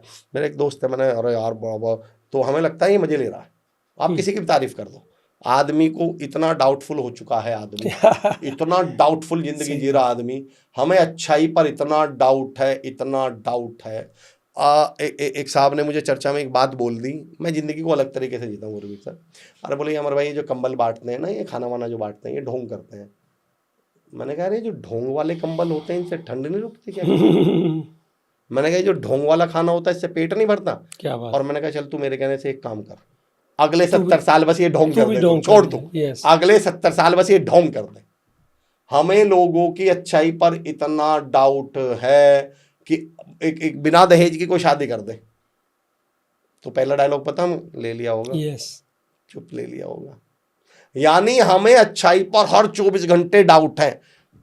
और हम और आप किसी ठेके के बाहर खड़े मिल जाएं, बिना कहे हुए मान लेंगे हम पीते होंगे। क्यों भाई, अब डाउट क्यों नहीं यार, अमर जी तो नहीं पीते, गुरवीर जी तो नहीं पीते यार, इनको तो आज तक नहीं। पर आप 70 साल की जिंदगी में एक दिन ठेके पर खड़ा मिल गया, आप 1 सेकंड में बुराई पे यकीन कर लेंगे। मैं सिद्ध करके बताता हूं, आप किसी से बोल दो आज बड़े डल लग रहे हो, बड़े थोड़े से लो एनर्जी में लग रहे हो, तुरंत यकीन कर लेगा। हाँ सर, यार सर क्या बताऊं सर, हाँ सर। आप किसी से बोल दो यार बड़े स्मार्ट लग रहे हो, अरे सर क्यों मजे ले रहे हो। मैंने कहा तुझे अपने पर डाउट है मुझ पे? बोले जी मतलब, मैंने तुझे अपने पे इतना डाउट है कि तू स्मार्ट लग ही नहीं सकता। 90% लोगों को तारीफ करते ही तो हमें ऐसा लगता है कि पता नहीं है मुझसे क्या। हमारे तारीफ पे भी आता हूं सर, हमें ये बताया गया। चलो अच्छे लोगों की एक और परिभाषा बताओ, हमारे दिमाग में क्या बैठाया गया? भाई पेट का साफ है। यस, आपने सुना, मुंह पे बोल देता जो बोलना कड़वा। हर बदतमीज को, हर गालीबाज को, हर बेवकूफ को हमने पेट का साफ बता रखा है। हर ऐसे आदमी को जो बदतमीजी से बात करता हो उसको कैसे महिमा मंडित करते हैं यार, जैसे देख साहब मुंह पे जो बोलना होता मुंह पे बोल देता है, और किसी को तारीफ और अच्छा पोलाइटली, बहुत तेज है भाई, मीठी बात करेगा, बहुत बहुत ठग है पक्का।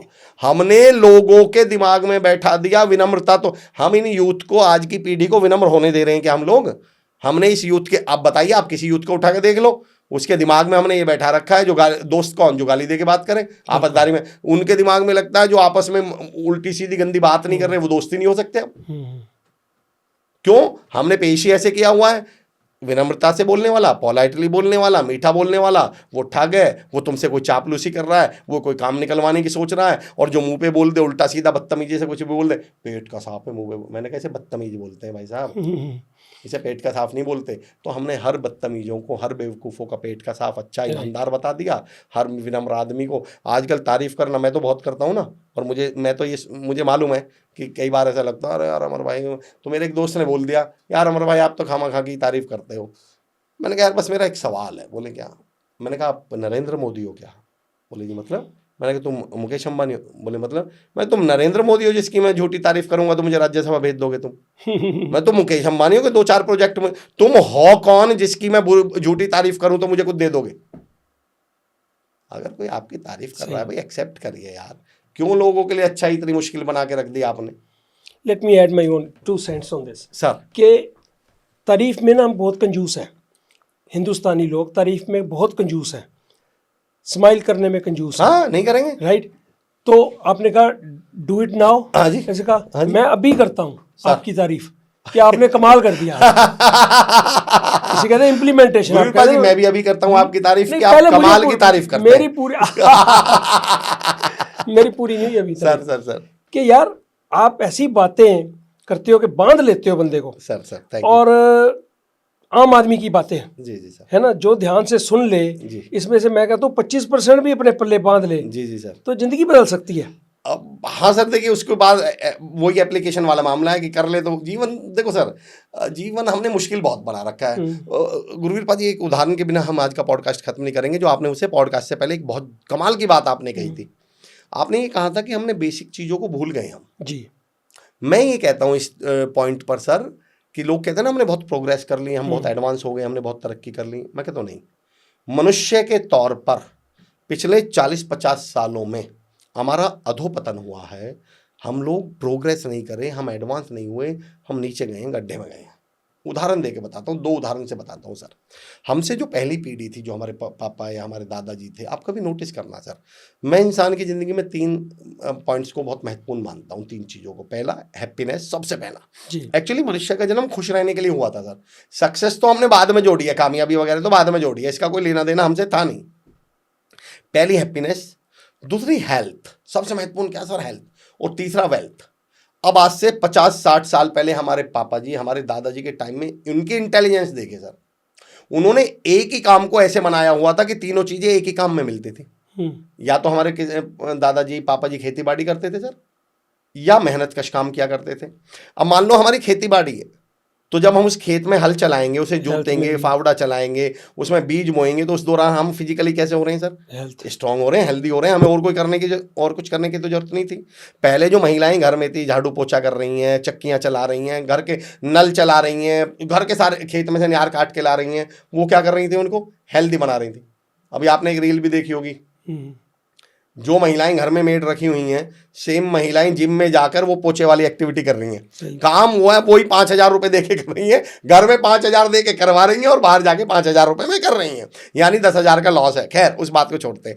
पॉइंट मेरा दूसरा है, हमारे बड़े पापा, हमारे जो पापा जी या दादाजी थे, वो क्या करते थे? खेत में जा रहे हैं या फैक्ट्री में जा रहे हैं, हेल्थ सारा काम कैसा था? हेल्थ का सर। दूसरा, जब वो फसल पैदा हो जाएगी, उस फसल को बेचेंगे तो उससे क्या मिलेगी सर? वेल्थ। और तीसरा और सबसे महत्वपूर्ण, जो आज के समाज की सबसे बड़ी दिक्कत है सर, उसी खेत में कटाई करते समय, उसी फैक्ट्री में मजदूरी करते समय, हमारे दादाजी, हमारे पापा जी, पुरानी हिंदी फिल्में देखी होंगी ना, वो हीरो गीत गा रहे होते थे, साथ ही हाथ बढ़ाना, साथ ही हाथ बढ़ाना, या वो मेरे देश के धरती सोना उगले, या वो चमका पसीना फैक्ट्री में गाया जा रहा है, बन के नगीना काली रात बीती रे काली, फैक्ट्री में गीत गाए जा रहे हैं।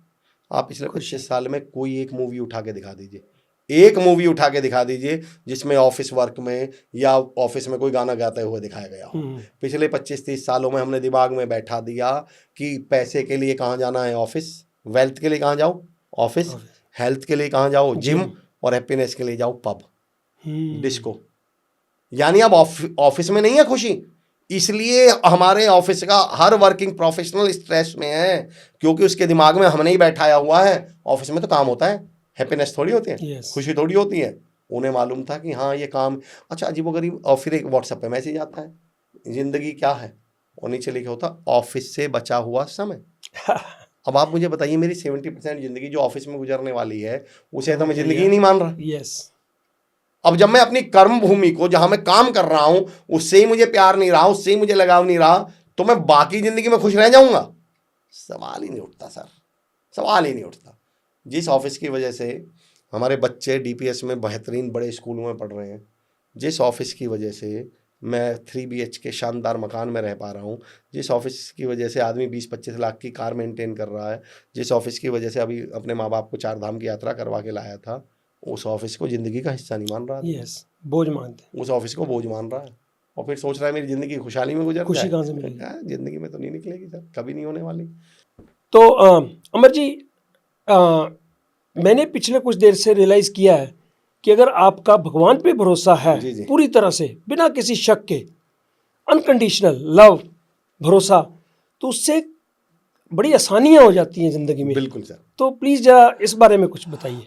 कमाल की बात पूछी है सर, और इसको मैं कनेक्ट उससे करूंगा जो मैंने शुरू में की थी ना, हम वो कोई काम नहीं करते जिसमें एफर्ट लगाना हो। यस। अब एक बड़े शानदार stand up comedian Ravi Gupta ji, जी। उन्होंने एक बड़ी कमाल की बात कही। तो उनसे किसी ने सवाल पूछा कि आप धर्म को मानते हैं? तो उन्होंने कहा मुझे तो छोड़ो, हर आदमी धर्म को मानता है, क्योंकि दुनिया में सबसे आसान है धर्म को मानना। पर बोले धर्म मानने की चीज़ नहीं है, धर्म निभाने की चीज़ है।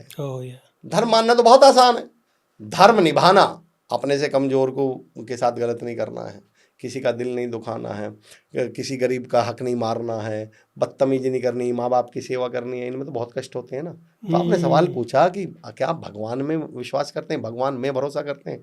मैं तो हद से ज़्यादा करता हूँ सर। बिना भगवान के, आपको क्या लगता है इतनी बड़ी सृष्टि भगवान के ईश्वर के बिना चल सकती है क्या? पर मैं ये कहता हूँ, किसी ने मुझसे सर पूछा था कि भाई अमर भाई आप किस्मत में भरोसा करते हैं क्या?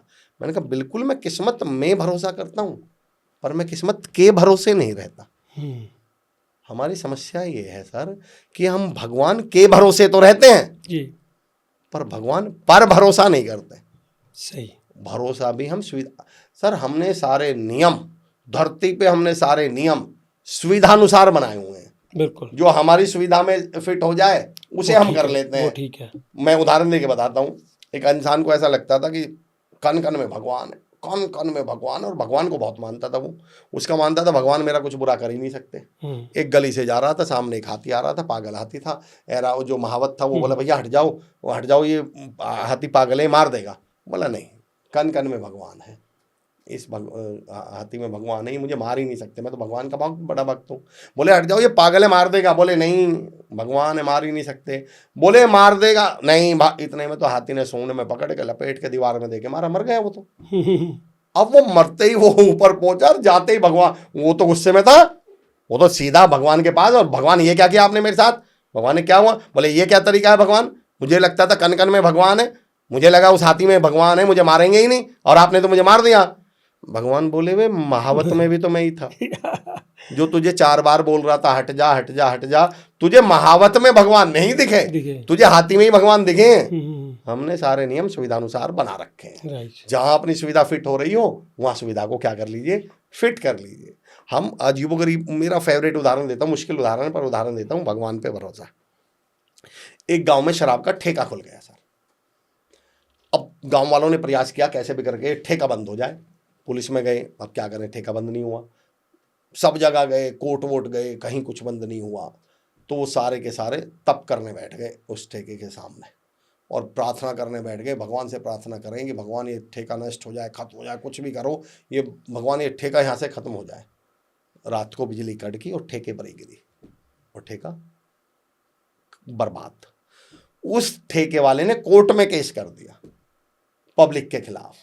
बोले जी इनकी प्रार्थना से बिजली गिरी थी और मेरा ठेका का नुकसान हुआ, मुझे तो मुआवजा दिलवाया जाए। कोर्ट में केस गया, जज साहब ने कहा हमें बताओ, तो ठेके शराब वाले ने कहा जी ऐसे ऐसे इन लोगों ने प्रार्थना करी थी और इनकी प्रार्थना करने से वो बिजली गिरी और मेरा ठेका मुआवजा दिलवा, मेरा तो नुकसान हो गया। पब्लिक से जज साहब ने पूछा, भाई बताओ। अरे बोले महाराज जज साहब आप तो पढ़े लिखे हो, आप कैसी बात करते हो, ऐसे बड़ी प्रार्थनाओं से बिजलियां गिरती होंगी क्या? तो जज का जवाब सुनिए।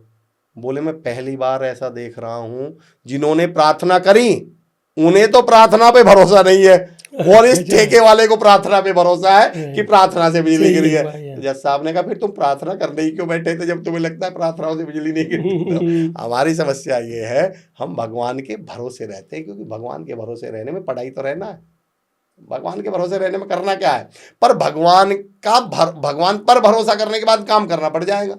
मेरी एक थ्योरी है इस पर सर, मैं हमेशा लोगों से कहता हूं देखो यार, भगवान जो है हमारे दोस्त है, नौकर नहीं है।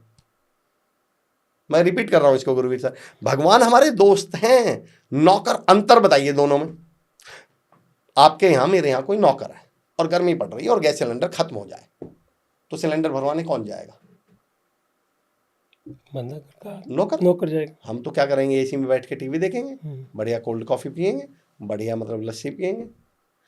लेकिन देखिए नौकर का काम क्या है कि आप पड़े रहो और काम करने कौन जाएगा? नौकर। लेकिन उसकी जगह हमारा कोई दोस्त होता तो क्या हम उससे कहते कि तू सिलेंडर भरवा के हम पड़े रहेंगे? दोस्त क्या बोलता कि देख भाई तेरे पीछे सिलेंडर लेके बैठ जाऊंगा, तेरे साथ चलूंगा, तेरे साथ काम करूंगा, तेरे लिए काम नहीं करूंगा।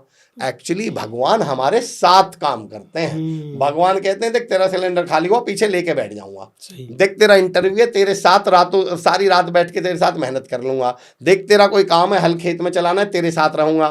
पर तू ये सोचे कि मैं तेरा हल चलाऊं, ऐसा मैं नहीं करने वाला।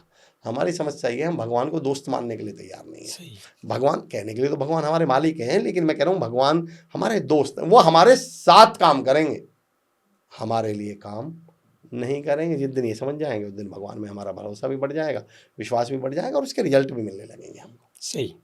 फिर भी मैं इसे इस एंड में खत्म करना चाहता हूँ सर, एक स्टोरी मेरी सुनी हुई।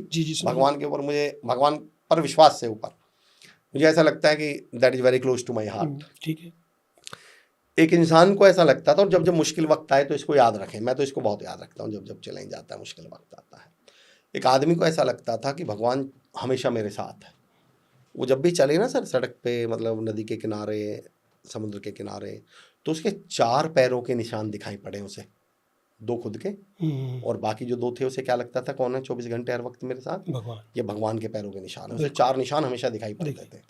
एक बार उस इंसान की ज़िंदगी में बहुत बुरा वक्त आया, बुरा दौर आया, बहुत बुरा समय आया उसका, और जैसे ही उसने नीचे देखा, उसने पीछे पलट के देखा तो 2 पैर गायब, और उसका तो बड़ा दिमाग खराब। बोले यार भगवान जी, अच्छा वक्त चल रहा था तुम साथ में थे, और बुरा वक्त आया तो गायब ही हो गए आप तो। खैर उसका वो बुरा दौर 2, 4, 6 महीने में, 2-3 साल में गुजरा, और जैसे उसका बुरा वक्त गुजरा और सही समय आया और उसने पीछे देखा, नीचे देखा, तो फिर वहाँ 4 निशान दिखने लगे। अब वो तो बड़ा चिढ़ा हुआ था, बड़ा गुस्से में था। बोला भगवान रहने दो, अब आपका क्या करूँगा मैं, जब बुरा वक्त आया तो तब तो तुम गायब हो गए थे, मुझे 2 ही पैर दिखाई दे रहे थे, तुम तो गायब हो गए थे। भगवान बोले सुन, वो 2 पैर मेरे ही थे, तुझे तो मैंने गोद में उठा रखा था, वो जो गायब वाले पैर थे वो तेरे थे। तो मैं लोगों से कहता हूँ जब आपको लगे कि वो 2 पैर गायब हो गए तो याद रखना वो आपके वाले गायब हुए, भगवान ने तो गोद में उठा रखा उस समय। भगवान नहीं होते तो पता नहीं क्या हो। तो यकीन जानिए सर, भगवान में भरोसा करिए और मेहनत करिए, मुद्दा ये है कुल मिलाकर। बिल्कुल सही। तो दोस्तों आज का पॉडकास्ट सबसे आसान पॉडकास्ट था मेरा। जितने सवाल थे पूछने के बगैर ही मुझे आंसर मिलते गए। मैं तो बस मंत्रमुग्ध होकर सुनता रहा जैसे आप सुन रहे हैं। तो अमर जी बहुत बहुत शुक्रिया, आपने बहुत ही अच्छी बातें बताई और कुछ ऐसी बातें जो मैंने आपके पॉडकास्ट में पहले कहीं नहीं सुनी। तो फिर मेरा सवाल वही है कि कहाँ से लाते हो ये बातें, तो उसका स्रोत बता दो। सब संगत का सर, इट्स ऑल अबाउट संगत। मतलब इस संगति को मैं इतना बड़ा मानता हूँ, ऐसे तमाम लोगों के साथ रहने का मुझे मौका मिलता है, चाहे फिर वो किताबों के साथ रहना हो, लोगों के साथ रहना हो। देखिए कोई भी चीज़ हम जो सीखते हैं उसके 3 ही सोर्स हैं सर मेरी ज़िंदगी में, जो मैंने मानता हूँ: पढ़ना, सुनना और देखना। मैं अपने बच्चों को भी, यूथ अगर सुन रहा है या तमाम लोग जो सुन रहे हैं, आपने टूल की बात करी तो चलिए मैं टूल भी बता देता हूँ। जीवन में बदलाव के या जो भी हम धरती पे जानते हैं सर, जो भी जानते हैं उसके 3 ही सोर्स हैं: पढ़ना, सुनना हाँ, और देखना। देखना। सर भारत के प्रधानमंत्री कौन है? नरेंद्र मोदी जी। कैसे मालूम आपको? पढ़ा सुना देखा। 2 और 2 कितने होते हैं सर? 4। कैसे मालूम आपको? सुना देखा। इस समय किस शहर में बैठे हैं आप? नोएडा में। कैसे मालूम आपको? पढ़ा सुना देखा। आपका नाम क्या है सर? गुरवीर। कैसे मालूम? सुना। इस धरती पे हम जो कुछ जानते हैं उसके सोर्स ही 3 है सर। कमाल। पढ़ना, सुनना, सुनना और देखना। देखना। इससे अलग धरती पे कोई सोर्स नहीं है। और मैं अक्सर लोगों से पूछता हूँ कि बताओ पिछले 10 साल में आपने ऐसा क्या पढ़ा, ऐसा क्या सुना, ऐसा क्या देखा कि पर्सन से पर्सनैलिटी हो जाते, व्यक्ति से व्यक्तित्व हो जाते, नेगेटिव से पॉजिटिव हो जाते। बताओ तो सही। मैं सपना चौधरी जी की बड़ी इज्जत करता हूँ, सैल्यूट करता हूँ, बहुत मेहनत करी है उन मोहतरमा ने।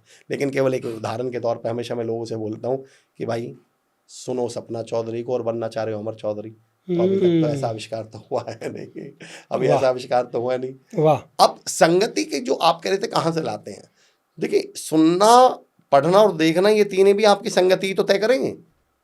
24 घंटे आप किसी नेगेटिव व्यक्ति के साथ हैं तो सारे दिन बात कैसे सुनोगे आप? नेगेटिव बात सुनोगे। देखोगे क्या? उसे बदतमीजी करते हुए देखोगे, उसे नेगेटिविटी करते हुए देखोगे, उसे लोगों का हक मारते हुए देखोगे, और फिर आपको क्या लगेगा, यार मजे ले रहा है तो इसके तो मजे आ रहे हैं, आप भी ऐसे ही बनते चले जाओगे। सारा खेल है आप पढ़ते क्या है, सुनते क्या है। तो मैं तो रिक्वेस्ट करता हूँ आप तो SMS जो मैं फॉर्मूला दे रहा था वो इसी पे डिपेंड है। ऐसे मतलब शब्द M मतलब मेडिटेशन। अगर आपको सच में बदलना है तो मेडिटेशन की शरण में तो जाना पड़ेगा। और ऐसा मतलब संगति। हमारी दुर्गति होगी या प्रगति जिंदगी में सर, ये हमारी संगति तय करती है। तो संगति पे ख़त्म करते हैं बात को। और संगति मुझे बहुत पसंद आई, अच्छी बात आपकी लगी। तो मैं टैची अपना साथ लाया हूँ, आपके साथ संगति कर रहा हूँ 2-4 दिन अगले दिन आपके साथ ही बहुत बहुत स्वागत है सर। हाँ जी, तो संगति मुझे अच्छी चाहिए। आपसे आधी आधी बातें सुनूंगा आधी आधी रात को। ठीक है जी सर, बहुत बहुत आभार है, बहुत बहुत शुक्रिया। Thank you so much Amar ji. Thank you Guruvi sir, दिल से धन्यवाद आपका। बहुत दिल से आभार आपका। Thank you. Thank you sir.